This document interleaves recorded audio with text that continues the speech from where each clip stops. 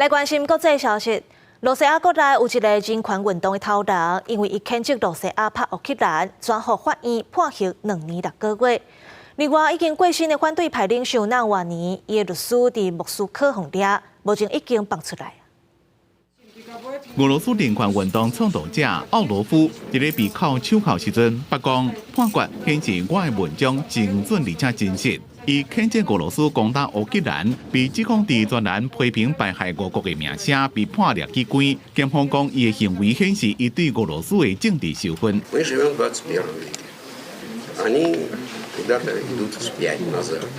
Уже от 20-го, 17-го и 16-го года. 离开的时阵，包括西方国家大使馆代表在内支持者，拢拍波啊，鼓励。Ist, der sich hier für die Menschenrechte eingesetzt hat, frei gesprochen hat und dafür jetzt 2 Jahre und 6 Monate ins Gefängnis muss. 奥罗夫也是1989年成立，不伫咧2022年摕到诺贝尔和平奖的知名人权团体纪念的领导人。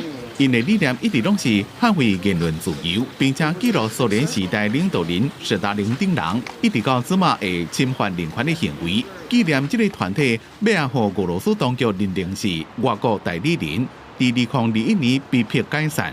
总统普京真侪主要的反对者或者是批评者，若是掠去关就是走到国外，有一寡人是已经死亡。像伊上大的反对者纳瓦尼，16伫咧监狱内面服刑的时阵就突然间死亡。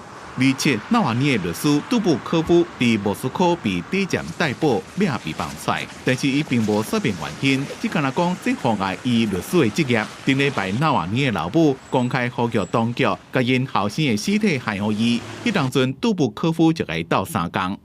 公司新闻黄文玲编译。